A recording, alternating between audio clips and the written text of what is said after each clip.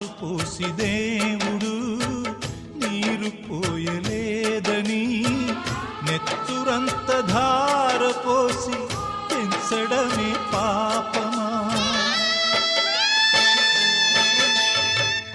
ఏరు దాటి వెంటనే పడవ కాచువారిలా అయిన వాళ్ళు మారిపోతే అంతకన్న శాపమా?